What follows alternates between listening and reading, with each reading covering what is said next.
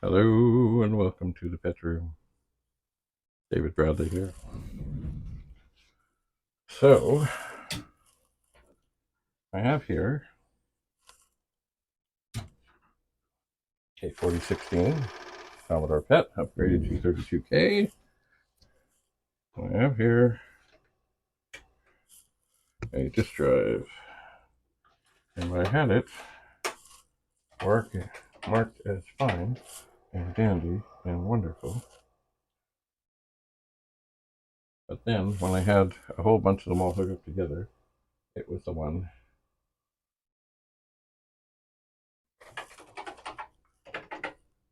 that kept on screwing up. So we got the 0, we got the 1. They are the same. Well, I guess the simplest thing to do at the start is just say back up D0 to D1. Let's see what's what. I got this the other day. Andrew says I should put it somewhere where it can be seen. It looks like a little mouse.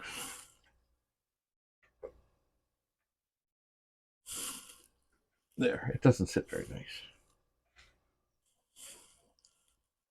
Anyway, we are backing up.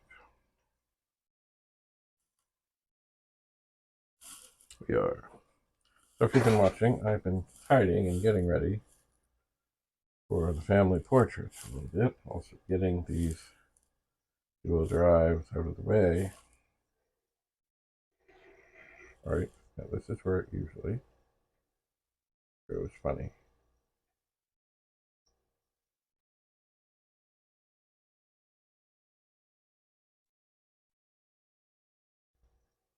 But so far it is not. And I'm really baffled by this because it was working fine. I had it fine.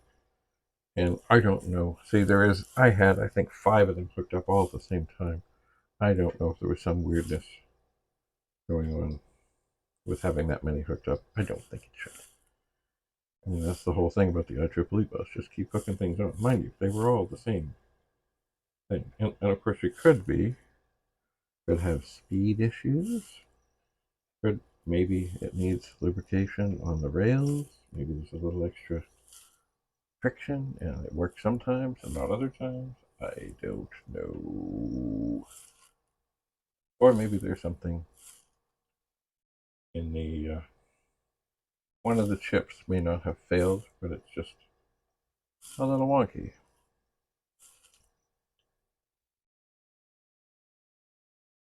We shall see.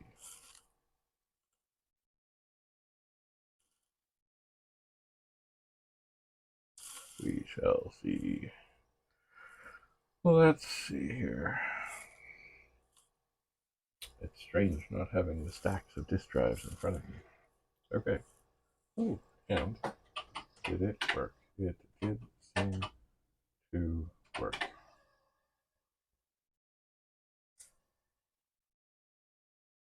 All right. Let's try back up D1 to D0.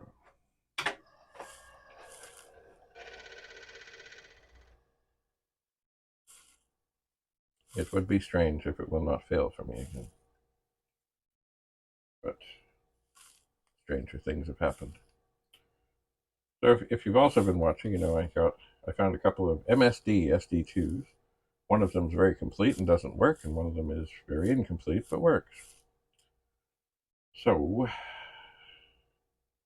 I need to deal with the inevitable capacitor troubles that are on it's on the circuit board of the disk drive, not the board that manages things. There are capacitors that are known to be leaky and they can damage things horribly. All right. So this is cooking away. Anyway, I think I have a third of these drives around somewhere, but I don't know where. Shocking as that might be. Shocking.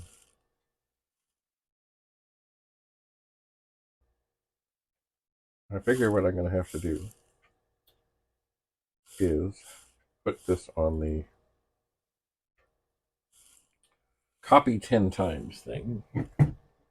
And ultimately, maybe maybe this is the one that had the heating problem. No, it can't be. It can't be. No.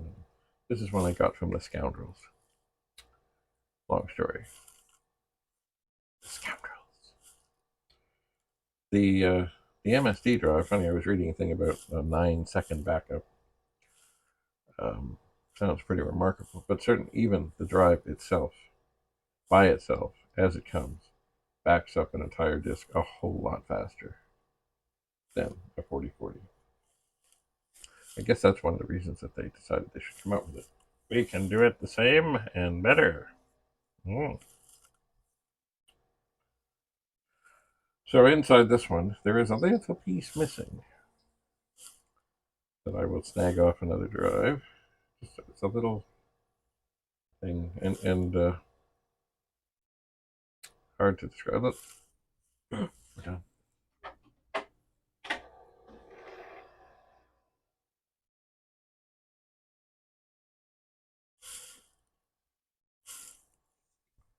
And we're okay. Okay, well, let's do the, not the, well, should I do the copy till okay? Maybe I will. Copy to till okay. Because then certainly, if it starts to screw up,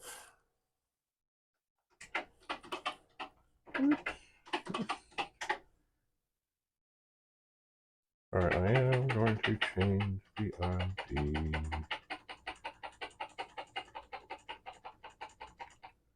I'll change it to SP for Steve Hunter. If you don't know who he is, it's okay. I will run. Steve Hunter created the program WordPro on the PET, which was one of the first word processors there was. And he's still, from what I know, involved in the computer industry today. And I last saw him the day I visited the Computer Museum in Brantford, Ontario, which sadly was the first and the last time I was ever there, because not long after that, Sid Bolton was dead. And he died way too young. And I would say under mysterious circumstances. Anyway, so we're going to let this do its copying thing here and see. I mean, ultimately, I want this thing to fail because it was failing me. And because eventually, when I'm all done with the picture and I start to sell things, if I'm going to sell this, or in this one might be designated for a trade if I can sort it all out.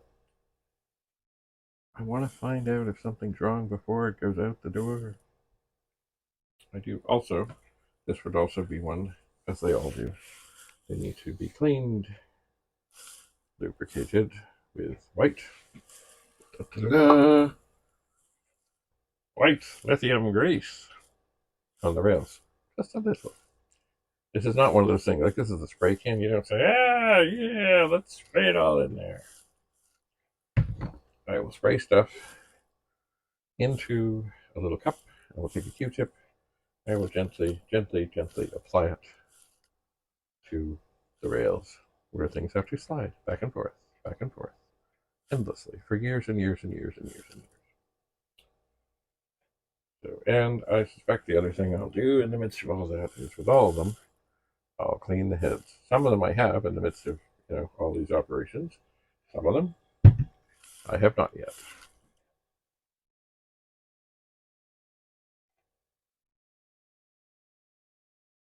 Not yet.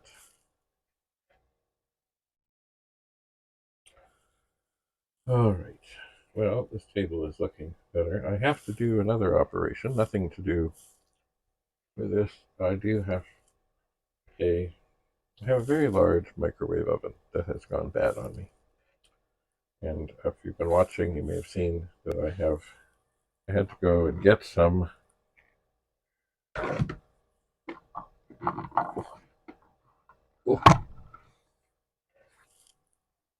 to bits. These are Torx security bits. What is different? There's a hole in the middle of them. Why? Because the screws have, they're Torx, but they have a little prong up through the middle, so you can't undo them with regular bits. You must get these special security bits. And I understand why they don't want people going into these things. I don't really want to go into it. But as I said before, from looking at the description of the fuse in this thing, let me see if I can grab this. Oh, yes. Wow. This is a VIC-20 that I have been cannibalizing for parts to save other things.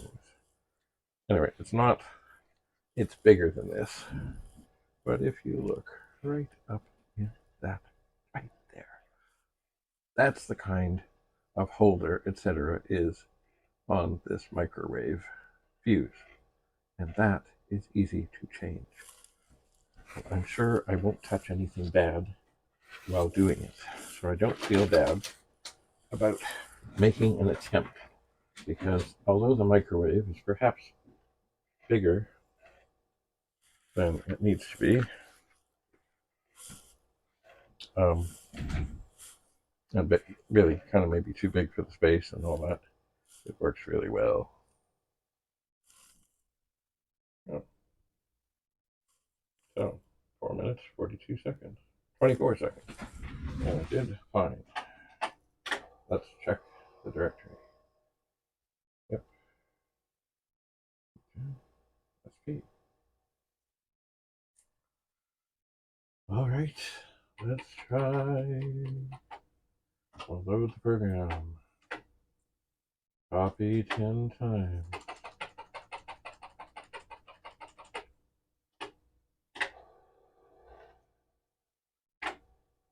Let's see what we have here. Okay, this is the one. It'll go drive 0 to drive 1.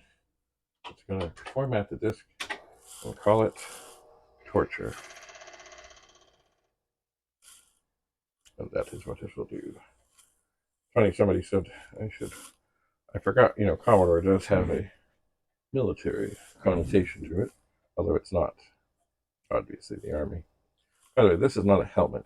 This is the liner for a helmet. I figure what they did is, this is exactly, it looks like the helmet, but it's lighter, and it has the innards that you put your head in. And the helmet would fit directly over it. Maybe it was affixed somehow.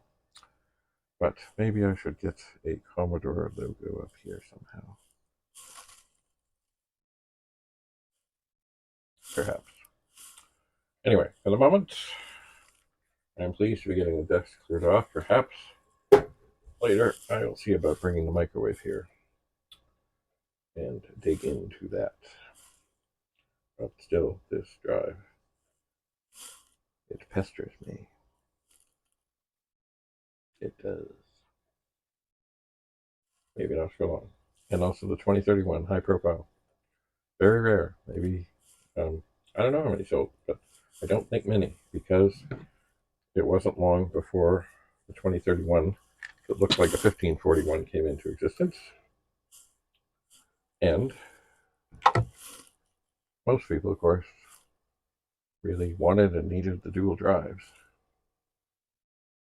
At the time, much like a lot of people I talked to me about Apple things, they say, oh, we couldn't afford a real Apple, so we got a clone. That's the way it is. With Apple, nothing has changed. They make good things, and they want massively, incredibly inflated prices for it, ever since way back when. But they're doing okay now with the phones and such. But they had rough days. There are, there's some machine they came out with. It might have been the Lisa or something. There's rumors that hundreds or even thousands of them are buried in some landfill site somewhere because they were too expensive and nobody wanted them. All right, I'm gonna leave this to torture, and I'll see what other things I can get into. So stay tuned, and thanks for coming. Bye for now.